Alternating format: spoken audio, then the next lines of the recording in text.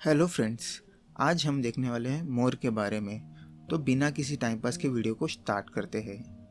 मोर पृथ्वी पर सबसे आकर्षक और सुंदर जीवों में से है, लेकिन बहुत सी चीज़ें जो हम इन लुभावने पक्षियों के बारे में महसूस करने के में विफल रहते हैं। चलो अभी फैक्ट्स चालू करते हैं।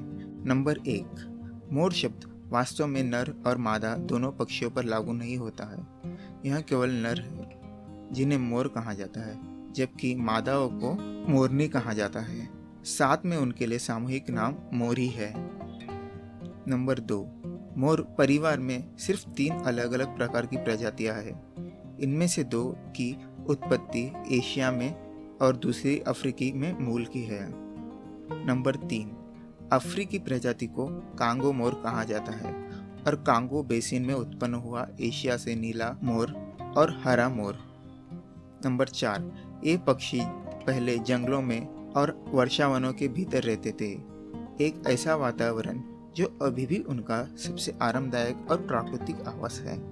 नंबर 5, जब उन्हें पालतू बनाया जाता है तो कुछ 50 साल बाद तक जीवित रहते हैं। हालांकि जंगली जीवन में जोखिम भरा होता है, मोर और मोरनी आमतौर पर 20 साल तक जीवित रहते हैं। नंबर 6, मोर और मोरनी के बीच मुख्य अंतर में से एक उनका आकार है। यद्यपि वे आकार में भिन्न होते हैं, पुरुष अक्सर अपनी महिला समकक्षों के आकार के दुगने होते हैं। नंबर 7, सभी मोर की एक सामान्य विशेषता त्वचा के नंगे पैच है जो उनकी आंखों के आसपास पाए जा सकते हैं। यह नर और मादा पक्षियों में और विभिन्न प्रजातियों में देखा जा सकता है। नंबर 8, मोर की औसत चलने की गति 10 मील प्रति घंटा मतलब 16 किलोमीटर प्रति घंटा है। नंबर 9, यदि आप एक मोर को पेड़ में उड़ते हुए देखते हैं तो चिंतित मत होइए। पक्षियों को कभी कभी शिकारियों से खुद को बचाने के लिए जंगल में ऐसे करते देखा जाता है। नंबर 10, मोर की सभी प्रजातियों में क्रैस्ट उनके सिर के ऊपर होते हैं। हालांकि विभिन्न प्रजातियों में और विभिन्न लिंगों के बीच डिजाइन और रंग अलग अलग हो सकते हैं। नंबर 11, मोर अकेले रहने का आनंद नहीं लेते हैं और वे छोटे समूह में रहना पसंद करते हैं क्योंकि वे अत्यधिक मिलनसार और आश्रित पक्षी हैं। नंबर 12, बेबी मोर को चूजो कहा जाता है। नंबर 13, जबकि मोर की एक लुप्तप्राय प्रजाति नहीं माना जाता है। विशेष रूप से कांगो मोर को कमजोर के रूप में सूचीबद्ध किया गया है।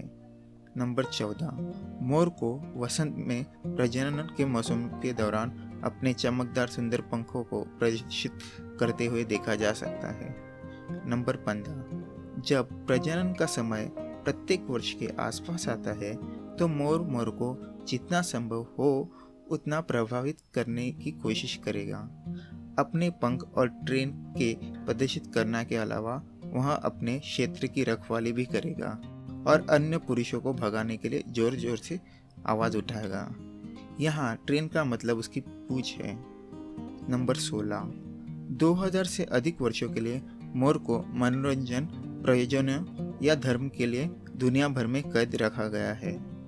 नंबर 17, एशिया के उन क्षेत्रों में जहां मोर का शिकार किया जाता है वे अक्सर नहीं देखे जाते हैं और अपने आसपास के वातावरण में सावधान रहते हैं। हालांकि भारतीय मोर को व्यक्तिगत या धार्मिक कारणों से एशिया के कई हिस्सों में संरक्षित किया गया है।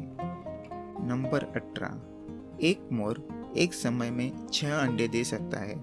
हालांकि कभी कभार इसके और भी मामले सामने आते हैं। वे ज़्यादातर मामले में दोपहर में अपने अंडे देते हैं। नंबर 19, मोर को आहार में आमतौर पर विभिन्न प्रकार के पौधे, कीड़े और कुछ सरीसृप और उभयचर होते हैं।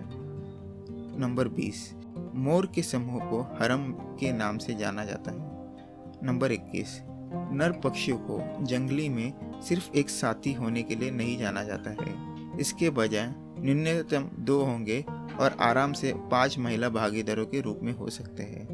नंबर 22, मोर के इस तरह एक उज्जवल और नाटकीय ट्रेन का कारण है कि वे लोगों को ध्यान आकर्षित करते हैं, जो सामान्य रूप से पंख और ट्रेन के आकार, रंग और गुणवत्ता के आधार पर अपनी साथी का चयन करते हैं।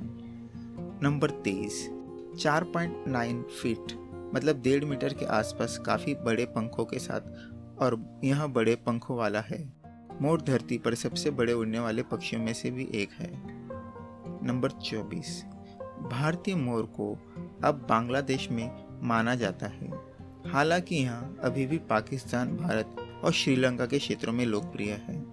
नंबर 25, संयुक्त राज्य अमेरिका में टेलीविज़न नेटवर्क NBC के लोगों ने 1956 रंगीन मोर को रूप लिया है।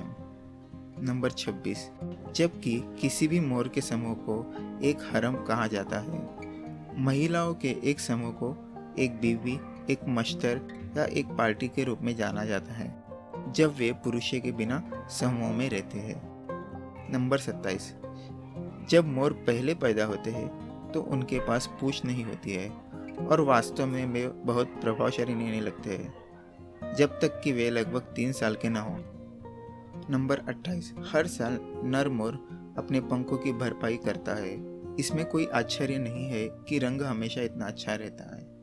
नंबर 29, यदि एक मोर के पंख के अभी भी प्रभावशाली नहीं थे तो वे छोटे क्रिस्टल में ढके होते हैं, जो मादाओं को आकर्षित करने में एक बड़ी भूमिका निभाते हैं। आज के लिए बस इतना ही है। आप हमारे चैनल पे नए हैं तो इस चैनल को सब्सक्राइब कीजिए। हमारे लिए सब्सक्राइब करना ही एक मोटिवेशन है। धन्यवाद।